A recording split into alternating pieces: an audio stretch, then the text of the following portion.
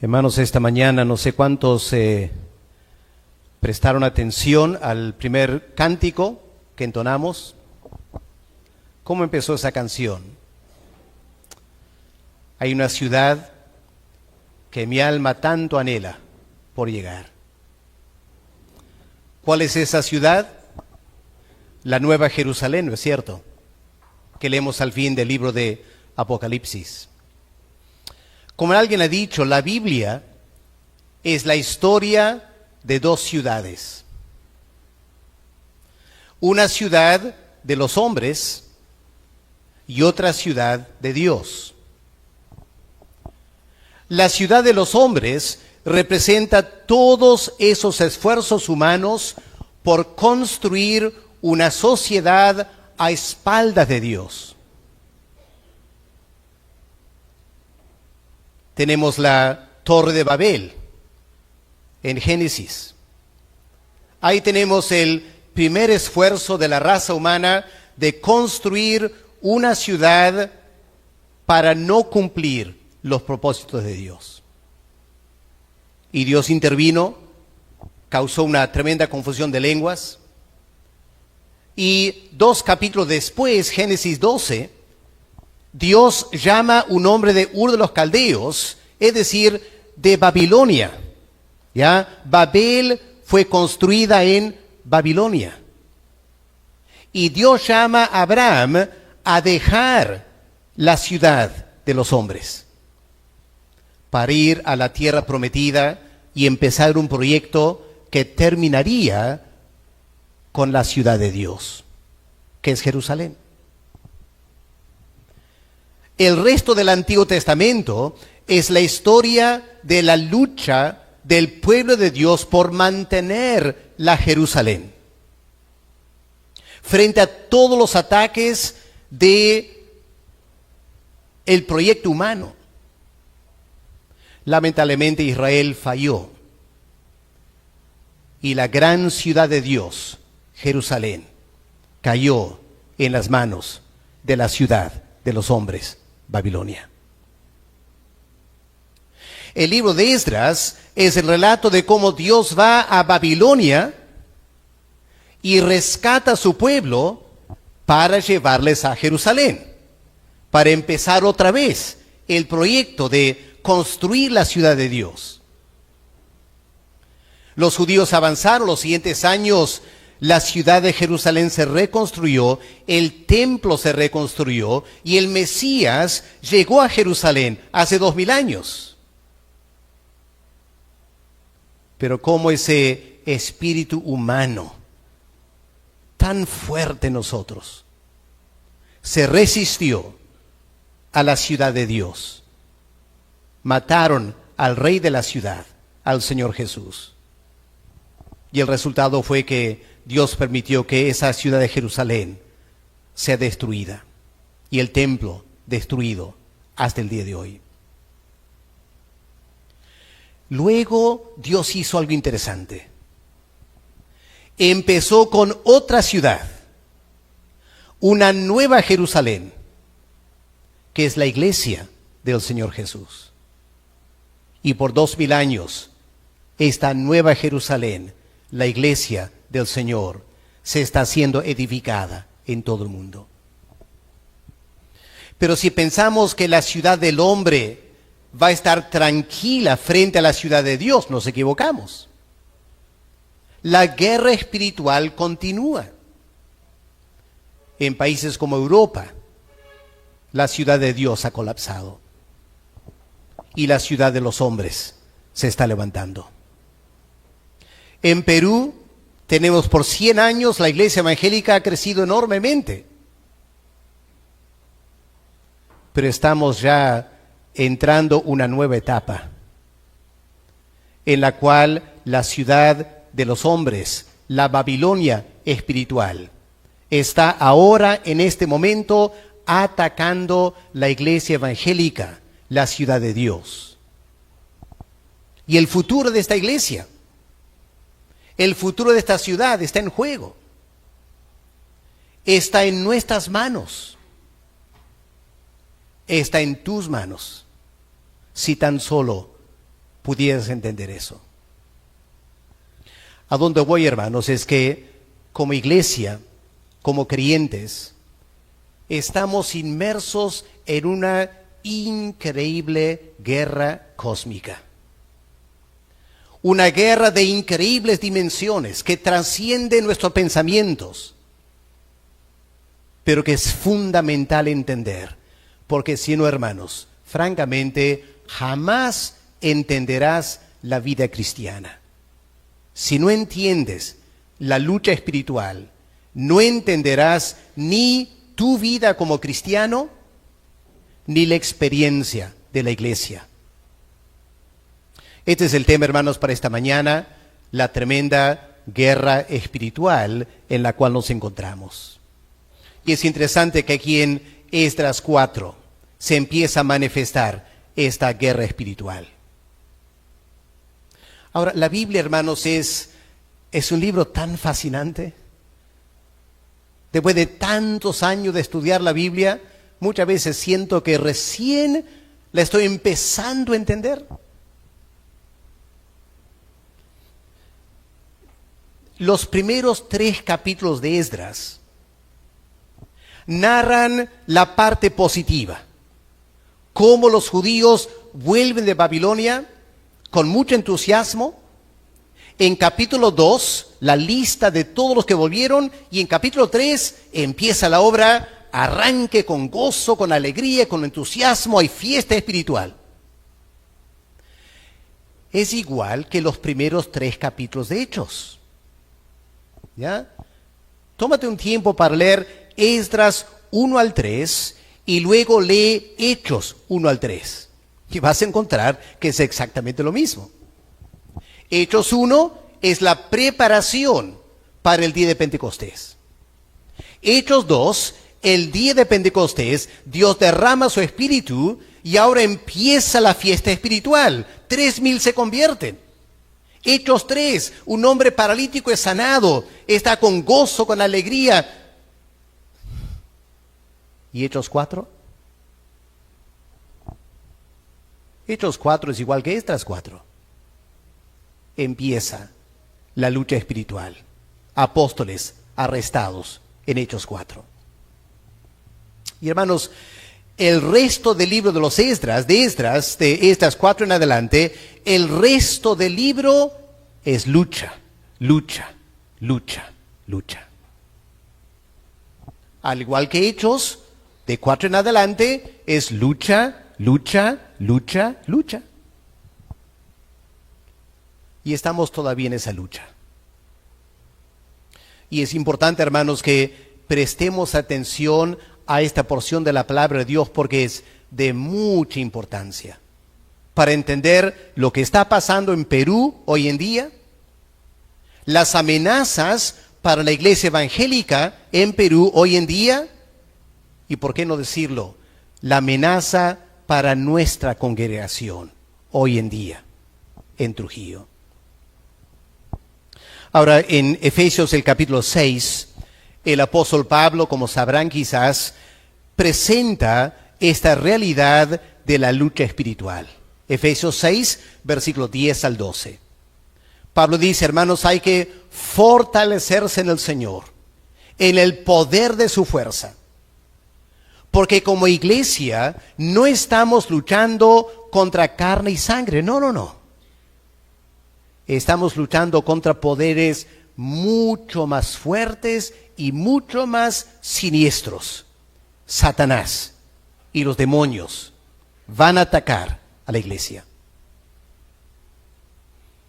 Y hermanos, estos exiliados que volvieron de Babilonia, volvieron con mucho entusiasmo. Ya hemos estudiado en capítulo 3 cómo empezaron reconstruyendo el altar, una tremenda fiesta espiritual, empiezan a trabajar las bases del templo, hay gozo y alegría, y en capítulo 4, ¡bum!,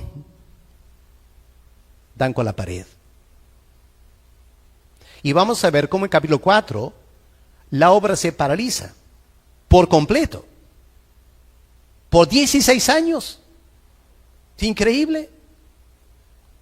Y todo por esta lucha espiritual. Lo primero que hay que notar, hermanos, aquí en el versículo 1 de Esdras 4, es que los enemigos existen. Existen. Aunque no lo vemos porque son enemigos espirituales. Pero no porque no los ves. No existen. ¿Cómo se visten los soldados? ¿Acaso se visten con terno y corbata? ¿Cómo se visten? ¿Cómo es el color de los soldados? El soldado se camufla, ¿no es cierto?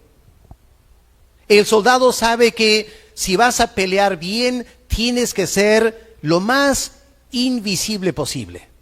Te pones corbata y terno para ser visible. El soldado no quiere ser visible, quiere ser invisible. Satanás no quiere que lo veas. Satanás es experto en camuflarse. Y está ahí todo el tiempo. Existe. Pero no los puedes ver. Y hermanos, habían enemigos en capítulo 3, mientras estaban en toda esta alegría de reconstruir el altar y luego el templo, el enemigo estaba presente. Pero no lo podían ver. Aparecen en versículo 1 del capítulo 4. ¿Qué leemos ahí? Oyendo los enemigos de Judá y de Benjamín, que los venidos de la cautividad edificaban el templo de Jehová, vinieron. Se manifestaron. Ahora, ¿quiénes son estos enemigos? Se identifican en versículo 2, pero hay que estudiar un poquito ya. Permítame tomar un tiempo ahora para explicar quiénes son estos enemigos, porque la verdad es que muchos de nosotros desconocemos la historia de la Biblia y por lo tanto nos cuesta entender lo que dice la Biblia. Así que tengo que tomar un tiempo ahora para explicar. En versículo 2 leemos que estas personas eran personas que desde los días de Esar Adón, rey de Asiria, que nos hizo venir aquí. ¿Ok? Estamos hablando de un grupo de personas que no eran judías. ¿Ok? No eran judías. Y que un rey de Asiria los hizo viajar de su territorio a la tierra de Israel. ¿Quiénes eran? Hay que ir a 2 de Reyes, el capítulo 17, para identificar estas personas que se volvieron tremendos enemigos del pueblo de Dios. Vamos a 2 de Reyes, capítulo 17. Viene, por ejemplo, el versículo 24. Dice, y trajo el rey de Asiria gente de Babilonia. ¿A dónde los trajo?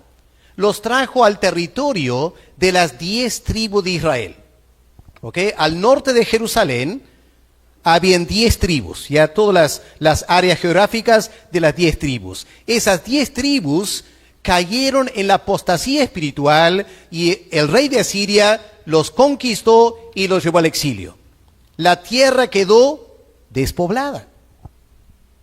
Y el rey de Asiria decidió traer gente pagana de otros lugares, miles de kilómetros, a vivir en la tierra de las 10 tribus. ¿Quiénes eran?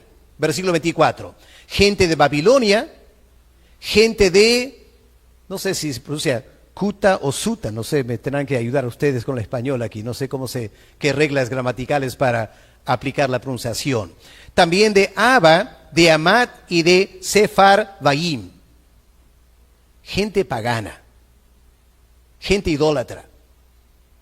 Y los puso en las ciudades de Samaria, en lugar de los hijos de Israel, y poseyeron a Samaria y habitaron en sus ciudades.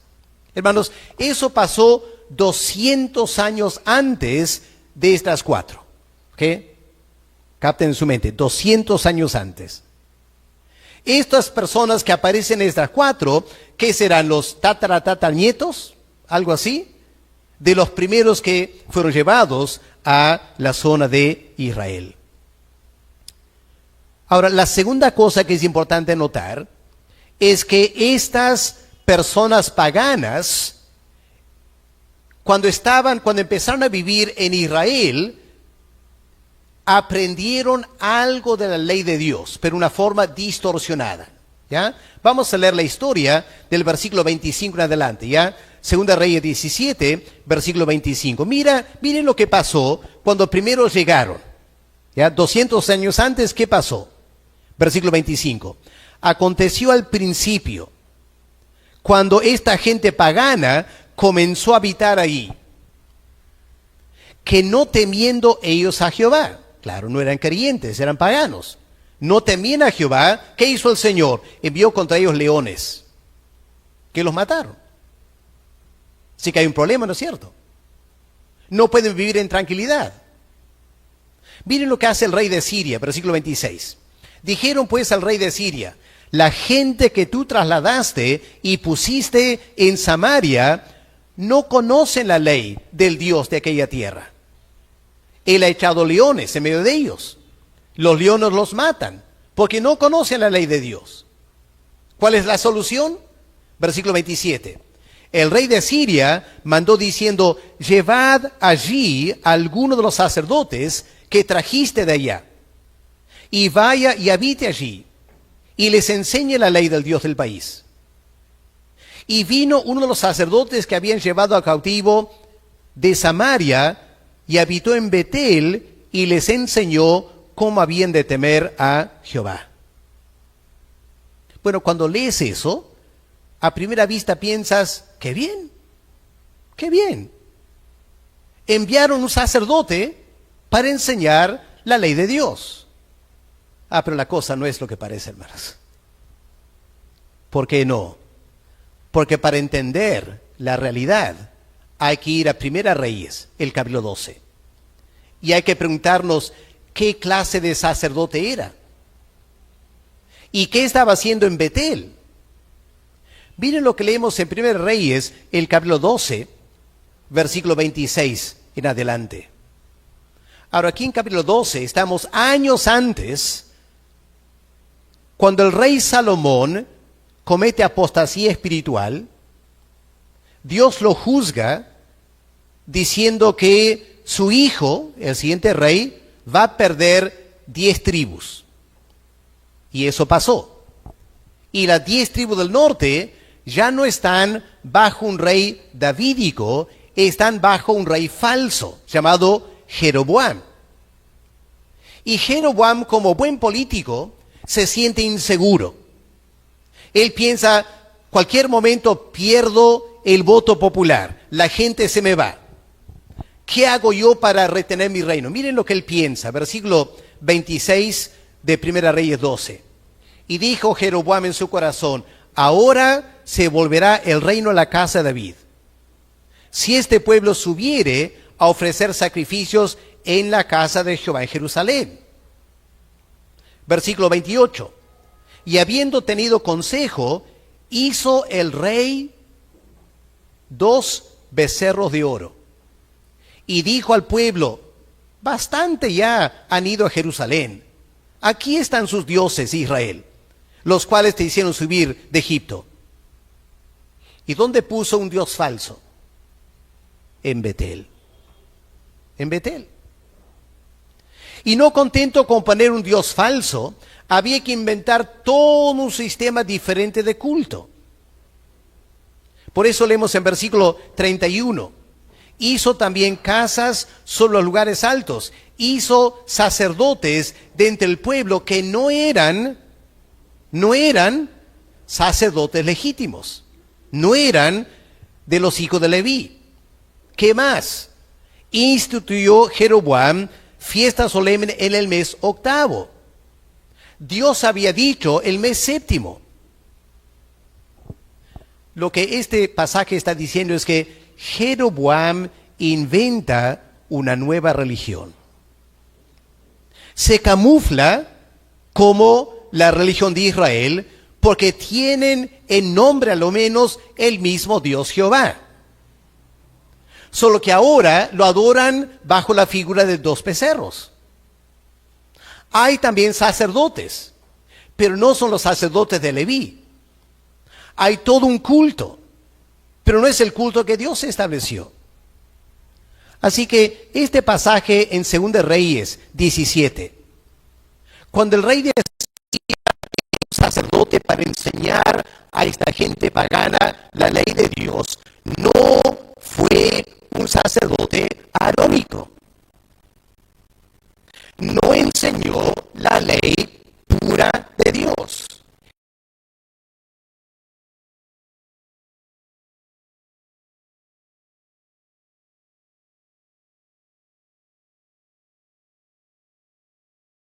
De 2 Reyes 17, versículo 29. Cada nación, esta gente que había llegado de varias partes del imperio asirio, cada nación se hizo sus dioses y los pusieron en los templos de lugares altos que habían hecho en Samaria. Cada nación tenía su dios en la ciudad donde habitaban. Los de Babilonia tenían su dios Sucot-Benot. Los de Cuta tenían su dios Nargal. Los de Amá tenían su dios Asima. Los Aveos tenían Nibás y Tartac. Los Sefarvim quemaban dioses a Adramelech y Anamelech. Hermanos, puro paganismo en la tierra de Israel.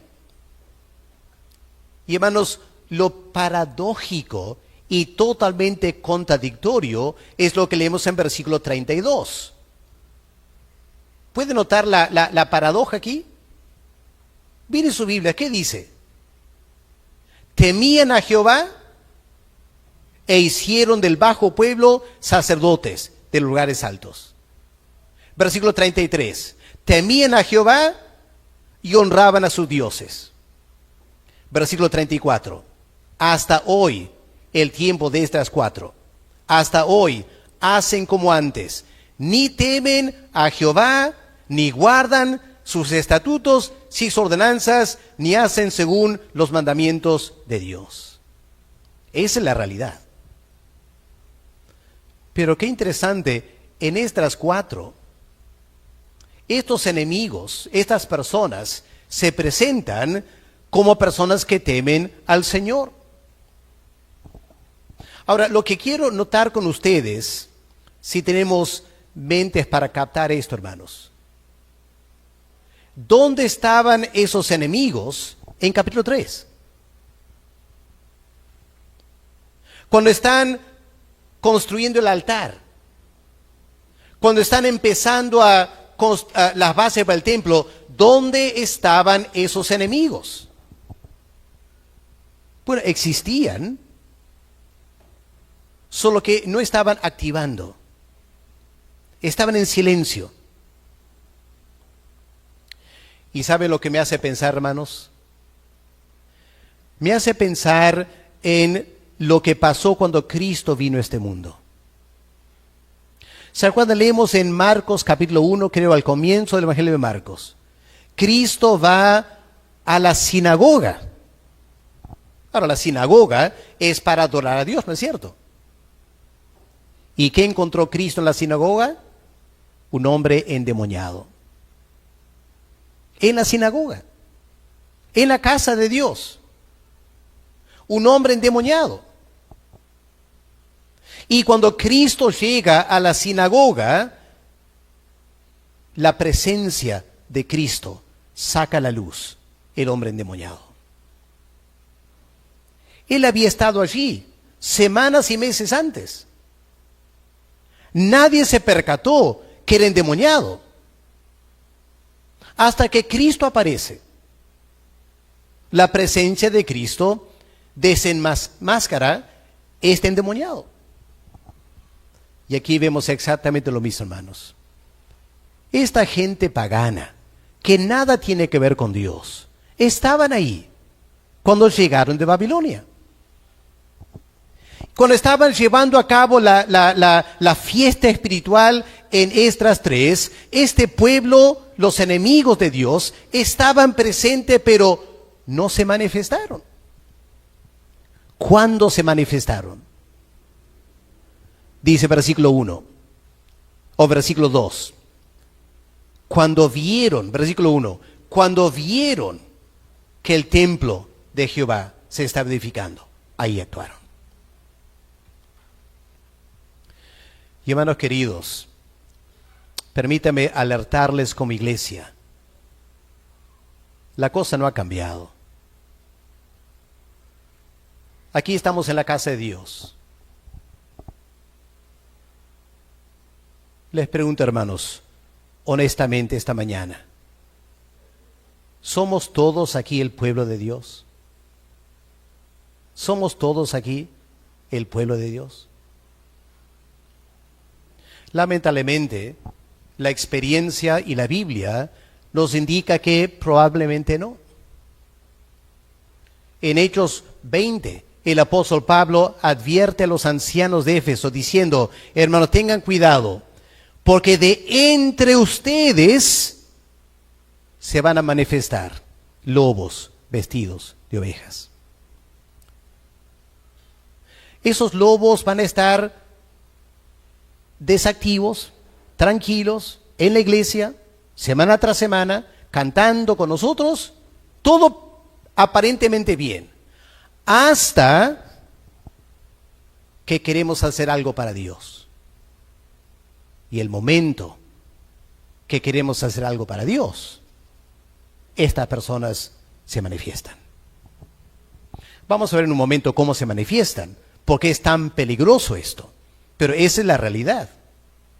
La iglesia está en una lucha espiritual y tenemos que estar preparados para enfrentar enemigos que están entre nosotros. Ahora, eso no implica una cacería de brujos, ¿ya? Nadie le compete estar señalando los dedos. Es simplemente entender la realidad, discernir lo que está pasando, porque yo temo que muchas veces los creyentes somos tan ingenuos, pero tan ingenuos, porque no estamos alerta a la guerra espiritual y malinterpretamos por completo lo que está pasando. Y este pasaje nos va a ayudar a responder mejor a eso. Así que el primer punto es, en esta guerra espiritual, los enemigos existen y están entre nosotros, en la iglesia y en el Perú en general. Segundo punto, los enemigos usan estrategias. Ustedes sabrán que en una guerra siempre hay que pensar estratégicamente, ¿ya? Rusia atacando a Ucrania usa ciertas estrategias. Así es la guerra, siempre usan estrategias.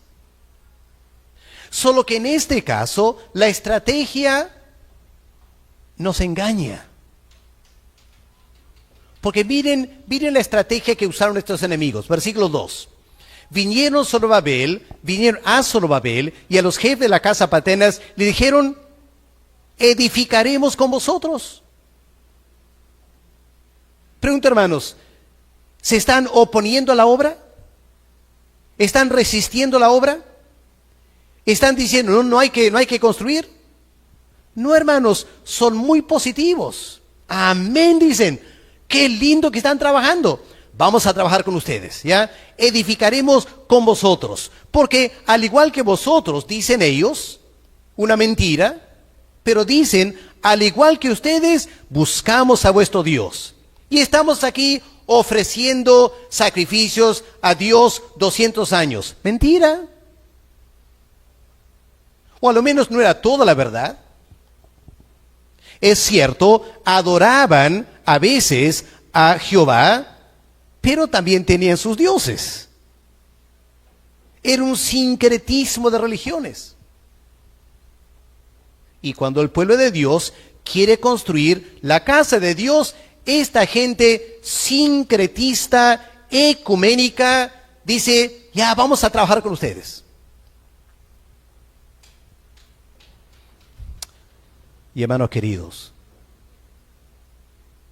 estamos entrando en esa etapa en Perú hoy en día. Estoy convencido de eso. La iglesia evangélica está enfrentando una nueva estrategia del enemigo. Cuando el Evangelio primero llegó al Perú, ¿cuál fue la estrategia del enemigo? Oposición, persecución. Los primeros pastores, misioneros, muchos de ellos arrestados en la cárcel por las autoridades católicas, que no querían que evangélicos predicasen el Evangelio. Por ello primero llegué a Tarma, hace casi 40 años, escuché de los creyentes antiguos que cuando en su juventud conocieron al Señor y sus padres, y cuando sus padres murieron, estos evangélicos jóvenes querían enterrar a sus padres en el cementerio del pueblo. Y el pueblo no se los permitió. Dijeron, este cementerio es para católicos. Ustedes ya no son católicos, verán dónde entierran a sus muertos. Y pobres creyentes tuvieron que enterrar a sus familiares en lugares descampados. Fue el cementerio por la persecución. Tremenda persecución hace 60, 70 años. Pregunto, hoy en día, ¿hay persecución? No, hermanos, hoy en día no hay mucha persecución de la Iglesia Católica.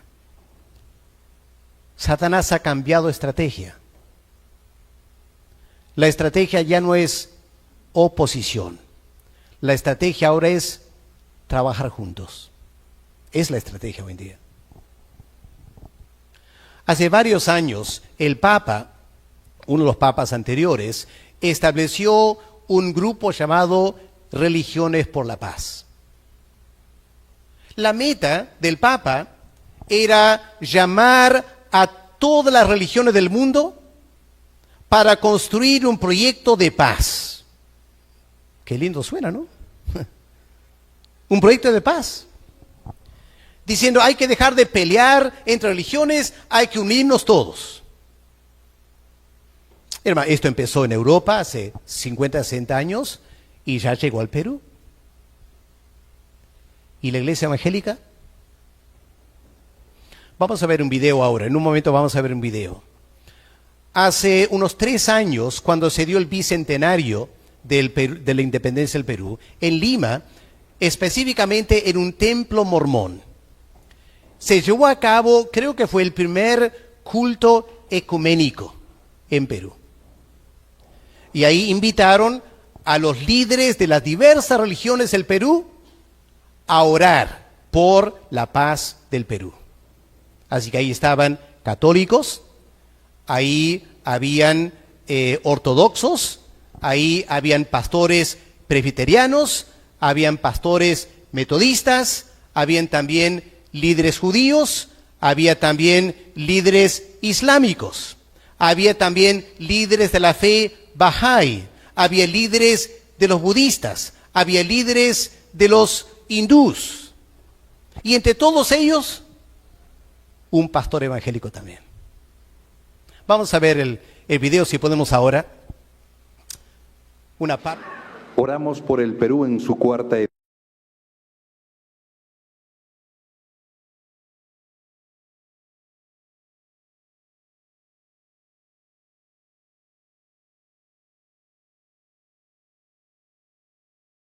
A todos los seres humanos a su imagen y semejanza. Por eso, Dios, te suplicamos por las personas con habilidades diferentes de nuestro justicia y la equidad. Ayúdanos para que como país podamos fortalecer la cultura del cuidado y la unidad, comprometidos en la construcción de una sociedad más justa, más fraterna, solidaria y solidaria, respetuosa de la vida de los pueblos originarios, afroperuanos y de la naturaleza. Roguemos al Señor. Ahora escuchamos a Reverendo Enrique Alba Cayupe, de la Iglesia Evangélica Peruana.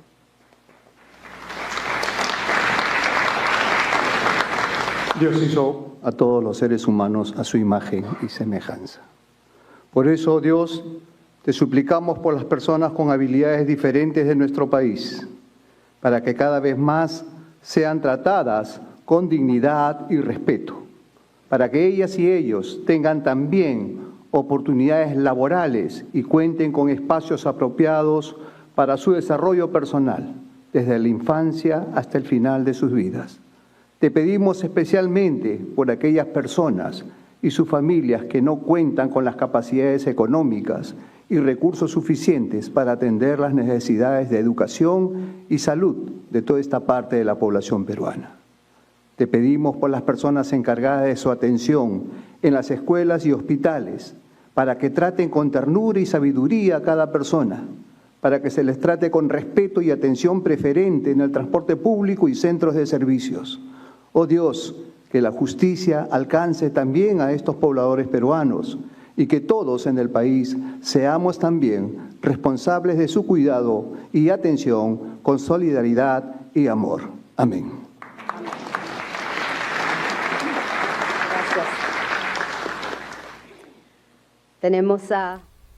Ese hombre, ¿dónde estaba mirando mientras oraba? ¿Tenía sus ojos cerrados? No. ¿Qué estaba mirando? La pantalla que le indicaba qué decir. Porque no le permiten ir y orar lo que él quiere decir. Otra pregunta, al final, ¿oró en el nombre del Señor Jesucristo? ¿Por qué no? Si es pastor evangélico. Somos enseñados a orar en el nombre del Señor Jesús. ¿Saben por qué no lo hizo? Por este refrán que es tan importante que lo grabes en tu mente y tu corazón. Escucha bien. Porque Dios une, pero Cristo divide. ¿Capta eso? Porque Dios une, pero Cristo divide. Es decir, si llamas al judío, hindú, budista, musulmán, católico a orar a Dios, ya no tiene problemas. Cada uno ora a Dios. Pero mencionas Cristo, se molestan. Porque Cristo es el único Salvador del mundo. Y porque Cristo es el eterno Hijo de Dios. Y no se les permite mencionar a Cristo en estos cultos. Hermanos, esta es la realidad. ¿Quién es este hombre, Enrique Alba Cayupe? Recién ha sido elegido presidente del Concilio Nacional de Evangélicos del Perú. Él nos representa a todos. Aunque no lo quieras. Él va a decir a las autoridades, yo represento a toda la iglesia evangélica del Perú, incluyendo la Alianza Cristiana, aunque la Alianza no es parte del CONEP, pero él va a aprovechar a pretender que es. Él se está uniendo al proyecto humano, a la Babilonia de este mundo, de construir una sociedad de paz a espaldas de Dios, sin considerar al Señor Jesucristo. Y la pregunta es, ¿qué está haciendo Enrique Alba Cayupe en esa reunión? Bueno, cuando se le preguntó, él dijo, bueno, yo he ido a título personal. Pero noten, no lo presentaron como un evangélico, lo presentaron como pastor de la Iglesia Evangélica Peruana. Y él es vicepresidente de la IEP. Esto es lo que está pasando hoy en día, hermanos. Esta es la realidad. La guerra espiritual se está poniendo muy, muy complicado. El problema ya no es la persecución. El problema ahora es el ecumenismo. Y lo que ese hombre hace cuando va a orar en ese culto ecuménico, lo que él está diciendo es, Cristo no es muy especial. Cristo no es muy especial. Cristo está al nivel de Buda, de Mahoma, de lo que sea. Es solo uno entre muchos. Es una increíble deshonra al Señor Jesús. Y es una falta total de respeto al legado cristiano. Porque cuando la iglesia cristiana empezó en Hechos, muy pronto, la iglesia enfrentó la persecución del Imperio Romano. Porque el emperador se llamaba Salvador.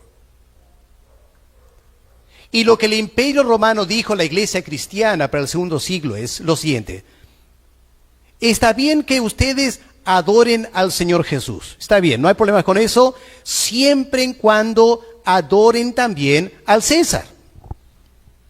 Solo tienen que ofrecer un poquito de incienso, una vez en su vida, al emperador romano, y pueden estar libres para adorar a su Cristo si quieren, pero tienen que reconocer a César.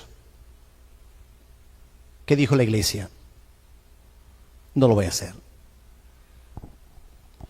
Un veterano llamado Policarpo fue arrestado por las autoridades y era viejito, más de 80 años. Y francamente el líder romano tuvo compasión de este hombre y le dijo: mira, Policarpo, respeta tu vejez, veo tus canas, yo no quiero maltratarte, es fácil, ofrece un poquito de incienso al emperador romano y no hay problemas. ¿Qué dijo Policarpo? Dijo: por 86 años he servido al Señor Jesús y Él nunca me ha hecho mal. ¿Cómo puedo yo ahora traicionar a aquel que salvó mi vida? Y diciendo eso, fue a la muerte y al martirio por su fe. Nuestros antepasados, líderes cristianos, pagaron con su vida para mantener la identidad de la iglesia de Dios. Por eso la iglesia creció, Dios honró. Al final la iglesia derrotó al Imperio Romano. Pero ahora líderes evangélicos están dispuestos a negar al Señor para ser populares, para ser bien vistos, para codearse con los altos líderes. Y hermanos, yo les aseguro, ustedes no se dan cuenta, pero a nivel internacional, este es un movimiento muy, muy fuerte. No tengo tiempo para más detalles, pero lo he investigado un poco y es increíble lo que está pasando. Por ejemplo, la mujer, la pastora, entre comillas, Paula White, que es el brazo derecho para Trump en Estados Unidos y defendiendo la religión, Paula White es embajadora por la paz del falso mesías coreano Sang Myung-moon. Es la realidad. Y uno podía dar muchos datos más. Y hermanos, hoy en día enfrentamos este gran problema. El enemigo está usando estrategias muy sutiles. Ya no es la persecución, ahora es el ecumenismo. Todas las religiones son iguales. Dicen que todas van a Dios. Con tal que sea sincero, no importa. Yo estoy casi seguro que esta mañana algunos de ustedes piensan eso. Quizá no lo dicen, pero lo piensan. No, pastor, con tal que sea sincero, yo estoy seguro que Dios tendrá misericordia de ese musulmán. No, hermanos, lo siento. Sinceridad no es suficiente. Puedes estar sinceramente equivocado. Y Cristo dijo: yo soy el único camino al Padre. Nadie, no importa qué sincero sea, nadie viene al Padre si no es por mí. Satanás sabe eso. Y Satanás hace todo lo que él puede para rechazar a Cristo como el único Salvador. Y es triste que líderes evangélicos en nuestro país ya están cediendo a esa presión. Así que hay que estar alerta, hermanos, a esta estrategia que el enemigo está usando. Ahora, avanzando aquí en Esdras, el capítulo 4, versículo 3, estos enemigos tienen que ser resistidos. Quizás no te gusta pensar esto, pero nosotros, si esta mañana eres un soldado de Cristo, si eres un verdadero creyente esta mañana, Cristo, el capitán de nuestra salvación, nos pide que resistamos al enemigo. Ahora, estos enemigos pidieron permiso para construir juntamente con Zorobabel.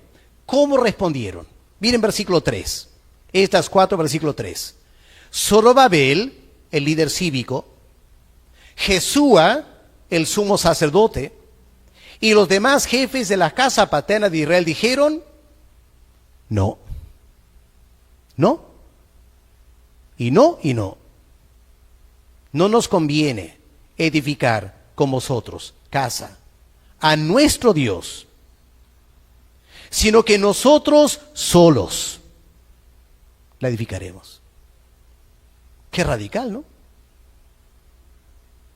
Hoy en día, si tú dices a las personas que la iglesia, el creyente en Jesús es el único verdadero creyente y el único que tiene derecho a trabajar en la iglesia, gente se ofende. Uy, se ofende feo. Pero es lo que dice la Biblia. La frase en hebreo que la Reina Valera traduce no nos conviene. La frase significa, ¿qué de ustedes y nosotros?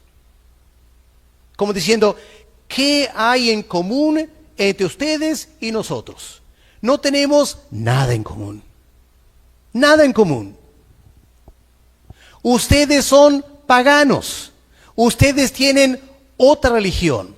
Su religión es falsa. Sus dioses son falsos. Nuestro Dios es el único Dios. Y no vamos a trabajar con gente que no reconoce que nuestro Dios es el único Dios. Y este es el problema, hermanos, hoy en día. Decir que las demás religiones son falsas ofende a mucha gente. Pruébalo. Dilo en las redes sociales, si te atreves. Vas a ver la avalancha de ataques contra ti si tú te atreves a decir que todas las religiones del mundo, aparte de la fe cristiana evangélica, es falsa. Te vas a ganar un montón de enemigos. Pero eso es exactamente lo que hay que decir. Porque es la verdad.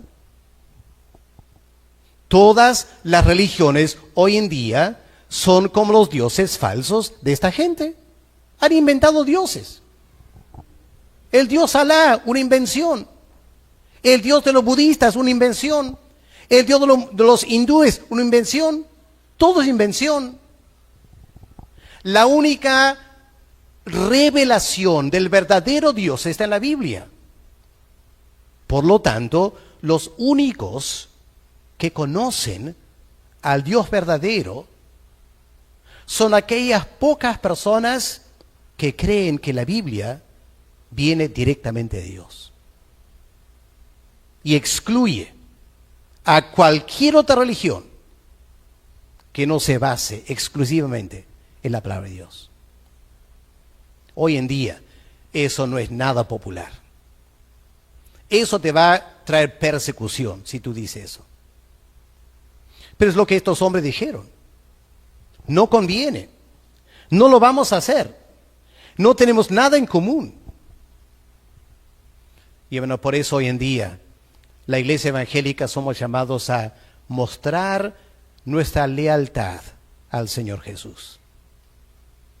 Hay una sola ciudad a que mi alma anhela llegar. No es una ciudad de este mundo. No es una religión de este mundo. No tiene nada que ver con la religión de este mundo. Hay una ciudad que Cristo estableció con su muerte en la cruz. Y somos llamados a resistir cualquier enemigo que dice algo diferente. Para terminar, hermanos, miren ahora cómo estos enemigos no se rinden. Los puedes resistir, los puedes rechazar, pero no se van a rendir. Más bien al revés, miren lo que pasa. Versículo 4. el pueblo de la tierra, cuando escucharon este rechazo, el pueblo de la tierra, ¿qué hizo? Noten 3 cosas que hicieron. En primer lugar, intimidó al pueblo de Dios. Chantaje emocional. Los hizo sentir mal. Los desanimó, los desalentó. Segunda estrategia, lo atemorizó. Les hizo entrar en pánico. Amenaza militar. Ahora venían contra ellos para matarlos. Estaban atemorizados para no edificar. Versículo 4. Noten eso. Para no edificar. Pero ¿qué es lo que habían pedido? Habían pedido edificar. Y cuando no se les permite edificar, bueno, vamos a destruir entonces. Ahí está su verdadera intención. No les interesaba el reino de Dios. Querían meterse en el pueblo de Dios para contaminar el culto a Dios. Y el momento que el pueblo de Dios discernió y dijo no, se volteó la cosa. Ahora persecución. Y miren la tenacidad de estos enemigos. Sobornaron. Versículo 5. ¿Qué significa sobornaron? Significa que desembolsaron dinero. Es increíble. Gastaron dinero, bastante dinero, para impedir que el pueblo de Dios construyera. ¿Que lo hicieron por una semana? ¿Un mes? ¿Qué dice versículo 5? Para frustrar los propósitos del pueblo de Dios. Todo el tiempo de Ciro, rey de Persia, hasta el reinado de Darío, rey de Persia. Total, 16 años. Estos enemigos lograron detener al pueblo de Dios por 16 años. ¿No te parece raro eso? Hermanos, ¿quién es más fuerte? ¿Dios o Satanás? Dios, no es cierto. ¿No parece aquí? Aquí parece que Dios perdió. Dios quería que el templo sea reconstruido. Envió a su pueblo a Jerusalén para reconstruir. Y porque habían enemigos, la obra se paralizó. 16 años. Explícame cómo. Si Dios es más fuerte. Es que el pueblo de Israel se olvidó, no sabían, o se olvidaron al principio, que Pablo dice en Efesios 6, versículo 10. Que tenemos que fortalecernos en el Señor. Y tenemos que tener el poder del Señor en nuestras vidas. Si no, no vamos a ganar. No vamos a ganar si no andamos fortalecidos. Y este pueblo, en capítulo 3, Esdras. Capítulo 3, un pueblo entusiasta, pero poco poder espiritual. Cuando vino la resistencia, colapsaron, emocional y espiritualmente, y la obra se paralizó. Ahora, si queremos entender un poco más de lo que estaba pasando, tenemos que ir al libro de Ageo. Vamos cerca al fin del Antiguo Testamento, la pequeña profecía de Ageo, porque Ageo fue el profeta que Dios usó para hablar al pueblo de Israel y animarlos a volver a la construcción del templo. ¿Ok? 16 años después, Ageo se levanta a hablar a este pueblo. Y es muy importante notar lo que Ageo dice, porque aquí está parte del problema con el pueblo de Dios. Miren versículo 2 de Ageo 1. Así ha hablado Jehová de los ejércitos diciendo, este pueblo, ya los judíos que volvieron del exilio, este pueblo, ¿qué están diciendo?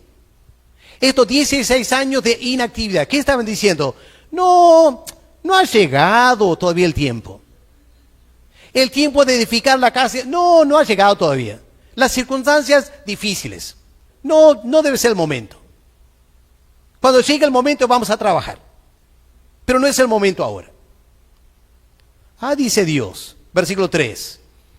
Entonces vino palabra de Jehová por medio del profeta Ageo diciendo, ¿pero es para vosotros tiempo? ¿Para vosotros? ¿De habitar en vuestras casas artesonadas? ¿Y mi casa está desierta? ¿Te parece bien? Dice Dios.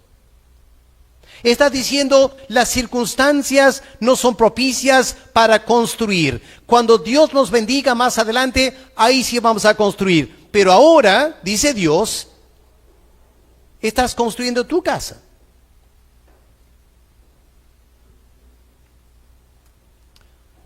¿Cuántas veces escuchamos personas decir, bueno, pastor, mira, yo estoy estudiando ahora y estoy trabajando en mi profesión y pastor, yo confío que Dios me va a bendecir y cuando Dios me bendice con un buen trabajo y dinero suficiente, ahí me va a ver trabajando en el ministerio. O gente dice, pastor, estoy con este proyecto, cuando gane 100,000 soles, ahí voy a trabajar o voy a invertir en la iglesia. Nunca lo hacen, nunca lo hacen. Porque el orden está al revés.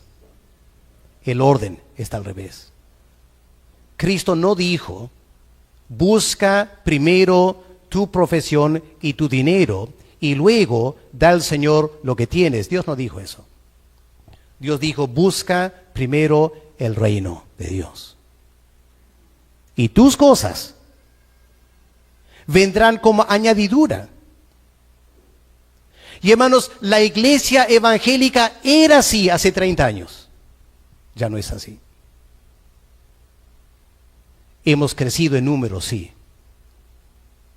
Hemos perdido el amor al Señor. Y ahora la actitud de demasiada gente en la iglesia, buena gente evangélica que ama al Señor y lee la Biblia y ora y está en los cultos los domingos. Pero lunes a sábado, su proyecto personal, su vida, su negocio, su profesión, su carrera, su dinero.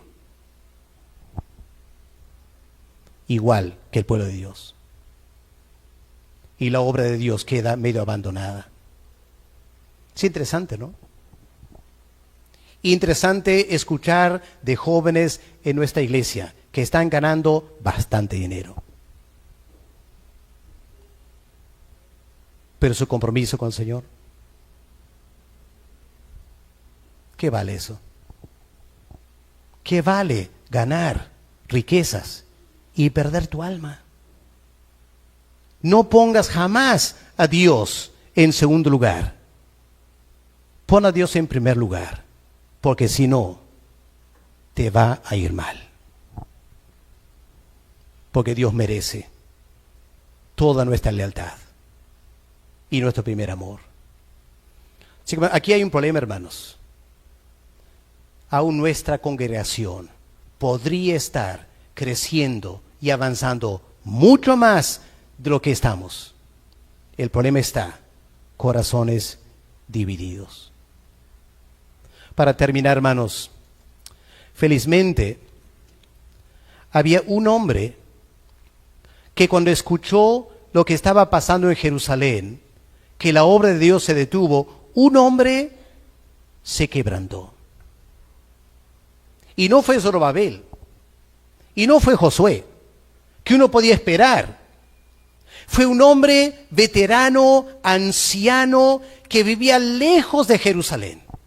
Me refiero a Daniel. Vamos a Daniel capítulo 10, para ver lo que Daniel hizo cuando se enteró que la obra estaba paralizada en Jerusalén. Daniel hizo algo interesante que nos va a enseñar algo tan importante esta mañana. Quiero que presten atención al versículo 1 de Daniel 10, la fecha. Daniel 10, versículo 1. ¿Cuál es la fecha? En el año 3 de Ciro, rey de Persia. ¿Por qué es interesante eso? Porque, hermanos, fue en el primer año de este rey que dio la orden de volver a Jerusalén, el primer año. El segundo año, Esdras 3, cuando empiezan a reconstruir el altar y el templo. Y se detiene la obra durante el segundo año. Y lejos de Jerusalén, en Babilonia, unos meses después, Daniel se entera, la obra en Jerusalén se ha paralizado. Y Daniel, que había pasado 70 años en Babilonia, orando, queriendo hacer algo para preparar al pueblo para volver a Jerusalén, que él tanto amaba, cuando Daniel se entera que los que habían vuelto se detuvieron, que permitieron que estos enemigos paralizaran la obra, ¿qué hace este veterano Daniel? Miren Daniel 10, versículo 2. En aquellos días, bueno, versículo 1 primero para entender. En versículo 1 dice, el conflicto era grande. Ahí está. Se da cuenta, Daniel se da cuenta, esta es una lucha espiritual. Dios quiere que se construya el templo. Estos enemigos no quieren. Los que han vuelto están paralizados. Hay una lucha espiritual. El conflicto es grande. Y Daniel dice, versículo 1, él comprendió lo que estaba pasando. Él comprendió la palabra. Él tuvo inteligencia. ¿Y qué hace Daniel? En aquellos días, yo, Daniel, estuve afligido por espacio de 3 horas. ¿Dice eso? 3 horas. ¿Qué dice el texto? ¿Por 3 semanas? ¿Qué hizo Daniel por 3 semanas? No comí manjar delicado. No entró en mi boca ni carne ni vino. No me puse ungüentos. Por 3 semanas. No se bañó por 3 semanas. ¿Te imaginas lo que su cuerpo olía? No le interesaba lo que su cuerpo olía. Había una lucha espiritual. Y él se pone a orar y a orar y a clamar a Dios. Cuando por fin llega la respuesta la tenemos más adelante en el capítulo 10. Miren versículo 12. Aquí está la respuesta.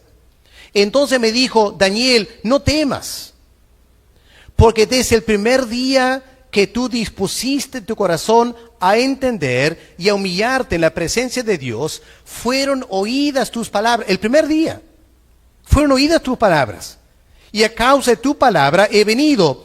Pero, y aquí está la lucha espiritual, pero, versículo 13, el príncipe del reino de Persia se me opuso durante 21 días. Una lucha espiritual en el cielo, demonios oponiéndose a los planes de Dios. Y de repente este arcángel Miguel, él vino para ayudarme en lugares celestiales. Y quedé ahí peleando con estos demonios. Ahora es un pasaje misterioso, pero lo que nos invita a pensar es lo siguiente. Como seres humanos vivimos nuestras vidas aquí en la tierra. La lucha espiritual se da arriba. Y Satanás y los demonios pelean y pelean y pelean. Y la única arma que tenemos es la oración. Y tenemos que aprender a orar y a perseverar y a clamar hasta que llegue la victoria. Y cuando llegue la victoria, avanza la obra. ¿Cuántos de ustedes estuvieron el miércoles en el culto de oración? ¿Cuántos? El miércoles es el día que hemos separado para la lucha espiritual. Estamos aquí para clamar a Dios. Los domingos pasan por el templo unas 400 personas. El miércoles estuvieron 35. ¿Qué dice eso? Que no estamos tomando la lucha espiritual en serio. Lo siento, pero es la realidad. No estamos tomando la lucha espiritual en serio. Ahora, hay muchas razones por las cuales no venimos. Algunas podrían ser justificadas. Pero ¿qué hacemos si no estamos aquí? ¿Qué estás haciendo en tu casa? Si no eres parte de la solución, eres parte del problema. Lo siento, pero con toda sinceridad. Si no vas a ser parte de la solución, eres parte del problema. Aquí no hay neutros. Aquí no hay neutros. Estamos todos de un lado o del otro, querrámoslo o no. Y yo sé que venir los miércoles no es fácil. Estamos cansados. Es de noche, poco de peligro. Tengo muchas cosas que hacer. Muchas razones por no venir. Pero hay una guerra espiritual. Y el apóstol Pablo dice en Efesios 6, hay que orar en el Espíritu. Orar y resistir. Hay que hacer lo que Daniel hizo. Hermanos, nuestra iglesia podría avanzar mucho más si tuviéramos más personas como Daniel, que ya veterano, más de 80 años, decidió no comer y no bañarse el tiempo necesario hasta vencer la lucha espiritual. Y yo te animo esta tarde, en el nombre del Señor, si amas al Señor Jesús, si te interesa el bienestar de su reino, ven el miércoles a orar. Pero piénsalo bien. Piénsalo bien. No vengas este miércoles por una carga de conciencia y luego dejas de venir. Eso es peor todavía. Es casi burlarse de Dios. Piénsalo bien. Saca la cuenta el costo. Pide a Dios la gracia. Y determínate que pase lo que pase, vas a estar aquí clamando a Dios por la obra del Señor. Y si algo de la forma del culto no te agrada, háblanos. Si prefieres orar de otra manera, háblanos. Estamos abiertos como pastores a que nos digan lo que sienten de cómo mejorar el culto de oración, ya. Pero orar es fundamental. El pueblo de Israel dejó de construir 16 años porque nadie quería orar. Nadie quería orar. Y se dedicaron a sus negocios. Y Dios fue tremendamente deshonrado. Vamos a orar. Padre amado, tu palabra es tan desafiante. Nos saca por completo de nuestra comodidad. Quizás nos molesta. Pero Padre, pido que tu Espíritu use tu palabra para obrar en nosotros lo que tú quieres. Levanta, Padre, en nuestra iglesia, hombres y mujeres guerreros en la oración, dispuestos a aprender cómo orar, pidiendo gracia para perseverar en oración hasta que tú abras las ventanas del cielo y derrames bendición espiritual a montones para que Cobicorti escuche el Evangelio y hombres y mujeres puedan ser salvos por toda la eternidad. Escúchanos, Padre, te pedimos, en el nombre del Señor Jesús. Amén.